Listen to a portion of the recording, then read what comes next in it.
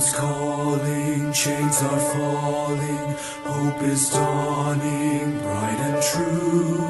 Day is breaking, night is quaking, God is making all things new. Jesus saves.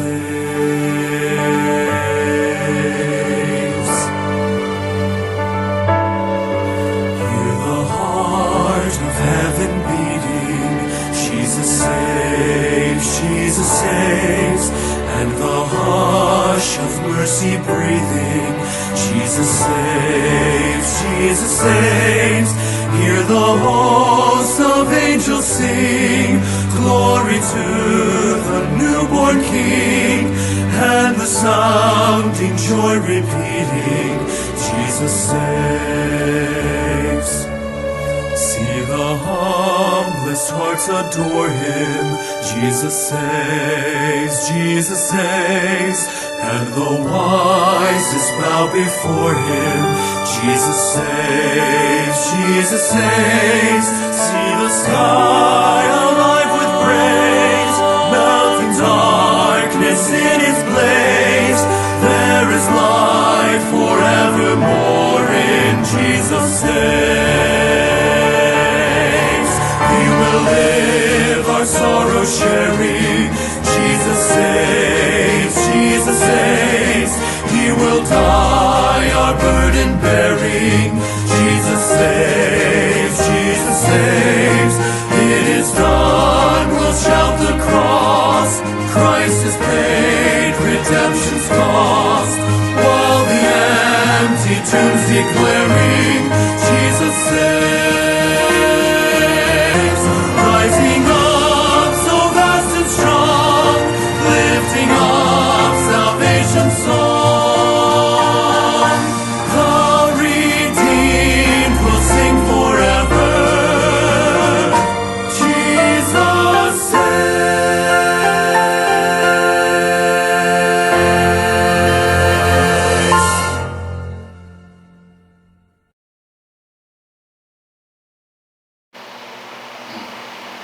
Mga igala, mayong adlaw kini nasab si Pastor Mark Sasidon sa Emmanuel Bible Baptist Church. Ug niya nasabta ni atong programang the 15-minute Bible Truth Online Broadcasting Ministry.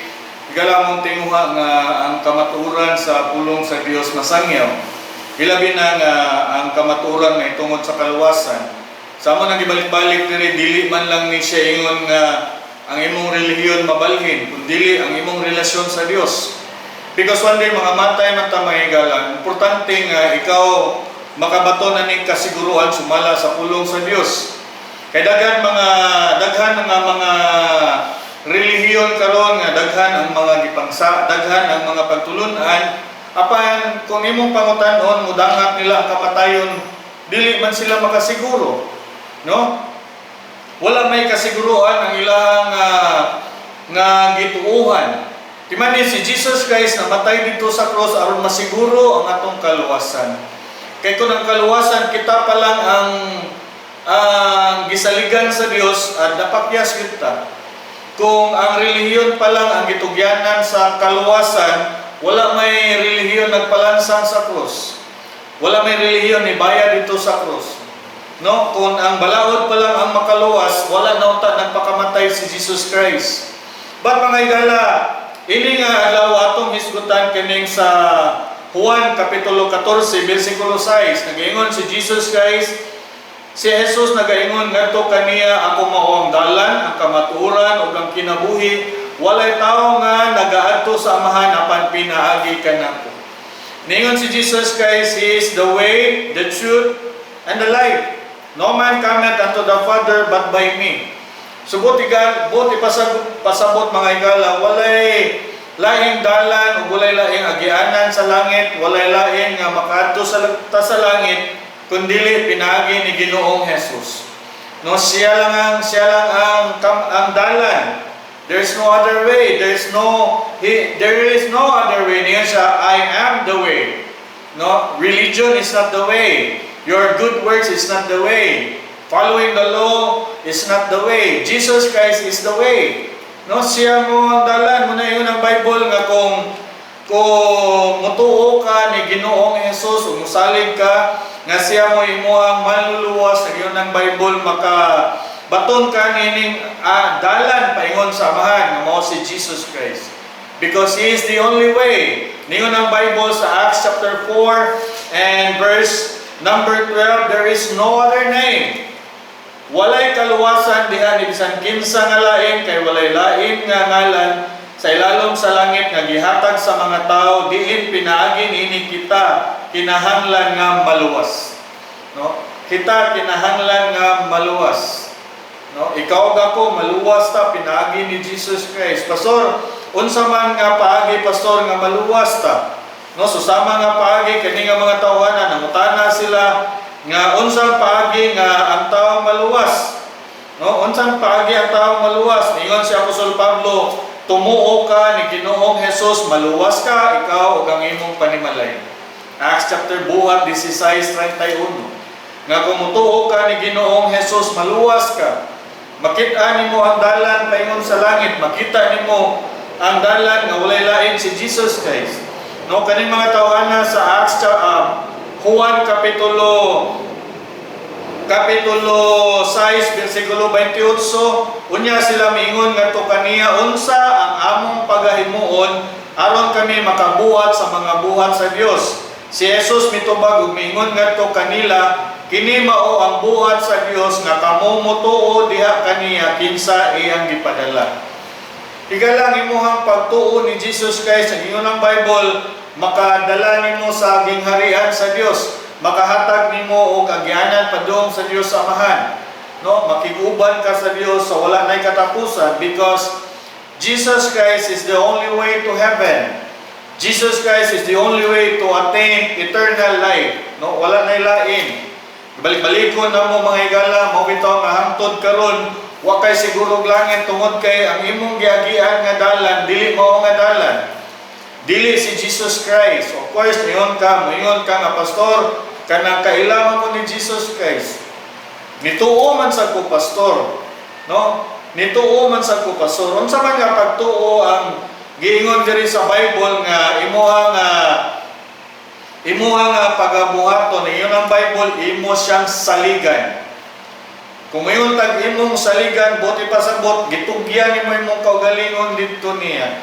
Imong giingnan ang Ginoo Lord, wala ko'y mahimo kung wala ka, ikaw ang akong maluluwas. Ang kuno nako nga ikaw mo'y akong maluluwas. Ikaw mo'y dalan sa langit, ikaw lang ang akong saligan. No, kay ningon si Apostle Peter sa 1 Peter chapter 1 and verse number 9, unsay gingon ni Apostle Peter, nga nagadawat sa sangputanan sa inyong pagtuo bisan ang kaluwasan sa inyong mga kalag. So ang atong mga kalag gigala luwason sa Dios, kanya atong lawas mabilin ra man ni, mamatay ra man ni diri. No, dili man ni mulungtad, but ang atong kalag ningon ang Bible sangputanan nini kaluwasan sa atong kalag. That's why mga higala, kung ikaw magtotoo ni Ginoong Hesus, ningon sa 1 John chapter 5 and verse number 13. 1 John chapter 5 and verse number 11. Sugdan nato. O kini mao pamatuod nga ang Dios nakahatag na kanato sa kinabuhing dayon. O kini nga kinabuhi anaa sa iyang anak. Siya nga nakabaton sa anak may kinabuhi. O siya nga wala nakabaton sa anak sa Dios walay kinabuhi. Kining mga butanga gisulat ko nga na kaninyo nga nagtuo sa ngalan sa anak sa Dios, aron kamo masayod nga kamo aduna nay kinabuhing dayon, og aron kamo motuo sa ngalan sa anak sa Dios. So kinsa man si Jesus Christ, there's no other way, Jesus Christ. That's why mga higala, dawata og ang kuna si Kristo nga imong maluluwas. Si Ginoong Hesus nga imong maluluwas nga siya lang ang makadani mo sa langit. Mo bitaw nga ikaw karon nga naminaw ka wa gyud gihapon ka kasigurong langit tungod kay dili man si Kristo Jesus ang imong gisaligan. Imong gisaligan imong kaugalingong kabuutan, imong kaugalingon nga pagkamaayo na always remember walay maayo atubangan sa Dios.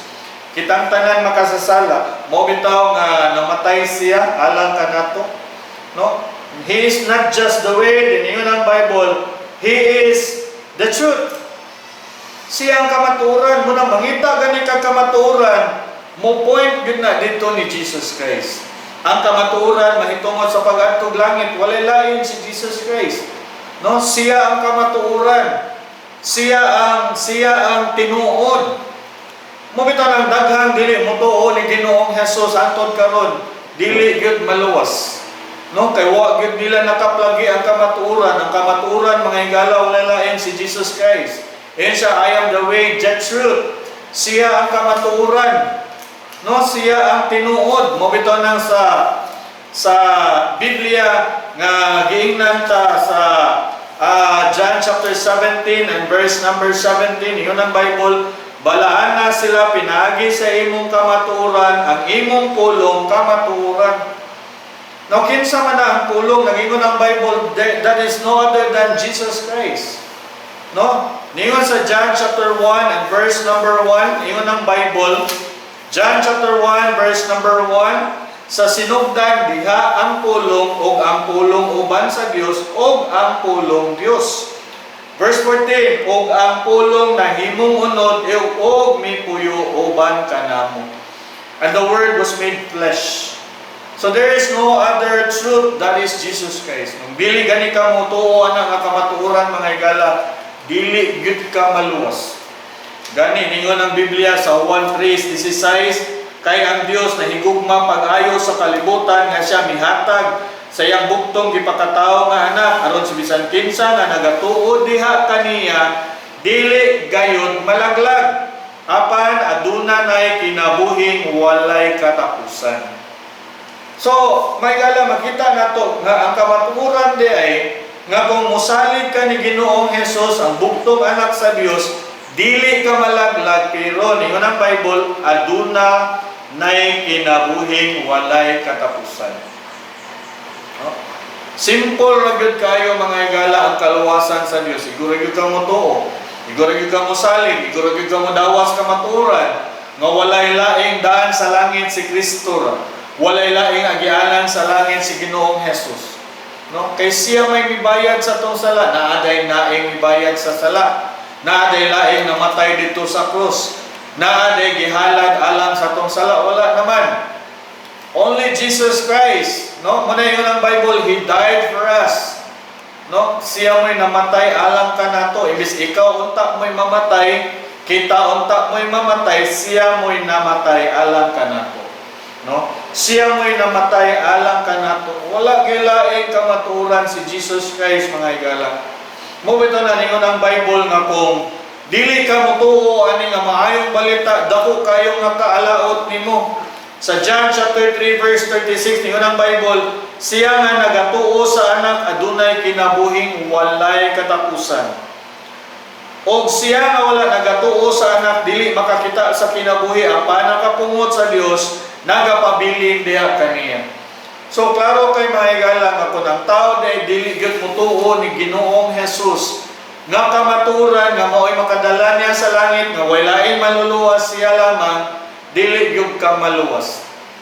Naningon ang Bible, mamatay ra gyud ka sa imong sala, mamatay gyud ka sa imong pagkadili matinuohon.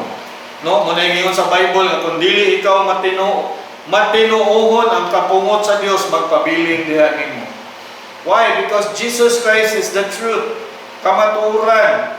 Nga kana ka kamatuoran, kung imo nang dawaton mga higala, iyon ang Biblia, makaangkon kas kinabuhing walay katapusan. No? Siya mao ang dalan, siya ang kamatuoran, siya ang kinabuhi. No? Siya ang kinabuhi. Anong siya man ang kinabuhi, Pastor Timanyi? Kita mga patay tatubangan sa Dios. No? Mga patay tatubangan sa Dios. Wala tay espirituhanon nga kinabuhi sa iyahang mata, sa tubangan sa Dios, mga patay kita. Ningon ang Efeso 2:1, kita iyang gibuhi samtang mga patay pa kita tungod sa kalapasan o kasalanan. But si Jesus Christ, ningon ang Bible, siya ang kinabuhi. No? Siya ang kamatuoran, siya ang kinabuhi. Ningon ang Bible sa John 11 verse number 25, si Jesus mingon ngadto kaniya, ako mao ang pagkabanhaw ug ang kinabuhi. Siya nga nagatuo kanako bisan siya patay apan siya mabuhi. No, siya makaangkon sa kinabuhing walay katapusan. No? Mula na yun ang Bible, mga higala, nga kung ikaw alaan ni Kristo, makabaton ka niini nga kinabuhi. Why? Ihatag ni sa Dios. John chapter 10 and verse number 27, 28, ingon ang Bible, ug ako naghatag ngadto kanila og kinabuhing dayon, ug sila dili gayud malaglag. Ni adunay tao nga mag-aagaw kanila gikan sa akong kamot. No? Walay makaagaw nimo. Why? Because you have the life of God in you. Nabuhi nakatubangan sa Dios, no? Dili nakapatay tungod sa sala. Why? Because you trust Jesus Christ. Isalig ka ni Ginoong Jesus. Muna ka kung musalig ka ni Ginoong Jesus, mga galan, yun ang Bible, ang imong maangkon kinabuhing walay katapusan. So ayok mga higala, ining adlaw karon sa amo nang balik-balikon, dawata si Ginoong Jesus. Maluwas ka, no? Susama na mo nganong nakaangkon minining kaluwasan, dili ni tungod sa among paningkamo, kundi ni salig mi sa kamatuoran sa pulong sa Dios. Ngayon siya nga kung mutuo lang kaniya, aduna kay kinabuhing walay katapusan. Lisod bagod na siya tuhuan, nganong lisod tungod kay naa kay laing gisaligan. Nga nagtuo ka nga kung mamimbro lang kag relihiyon, magbinuotan lang ka, maangkon na nimong butanga, well sayop yun ka. Because dili man nimo usab ang kamatuoran sa pulong sa Dios. Nowhere in the Bible you can find nga kung mo salig ka sa imong kaugalingon, mamimbro kag simbahan, nagtuman kag balaod, makaangkon kag kinabuhing walay katapusan. Wala gyud. Imo kang anak sa Dios. Only through Jesus Christ. Yun ang Bible mo, tuo ka niya, aduna kay kinabuhing walay katapusan. May galay na ko nga naa kay nakuha sa mensahe sa pulong sa Dios. Ug sa sunod na usab nga higayon, daghang salamat kini si Pastor Mark sa Sidon sa Emmanuel Bible Baptist Church. Ug kami magayon ang Dios magpanalangin. Kung ikaw nagatuo sa pulong sa Dios mahitungod sa kaluwasan, pag-ampo ani nga inampuan, Ginoong Jesus, usa ako ka makasasala ug dili angayan sa langit. Salamat sa imong kamatayon didto sa krus alang sa kabayaran sa akong sala. Pasaylo ako sa akong mga sala ug akong angkunon si Ginoong Jesus nga akong manluluwas. Pasudla si Ginoong Jesus sa akong kasing-kasing kay gusto kong malangit. Sa ngalan ni Ginoong Jesus Kristo. Amen. Higala kon ikaw na panalanginan kini nga mao nga broadcast karon among paghangyo kanimo nga paibawa kami pinaagi sa pag-text kanamo or pinaagi sa pag-message sa amo ang Facebook page ug kami malipay mutabang kanimo ug mugiya kanimo sa kamatuoran nga ang kaluwasan pinaagi lang ni Ginoong Hesus ug ang kasiguruan naa lamang sa iyahang pulong ug ikaw makabaton niini nga kasiguruan kabag-uhan sa kinabuhi ug malipay kami mo tabang kanimo mga higala kini na sab si Pastor Mark sa Sidon. Daghang salamat ug maayong adlaw ninyong tanan.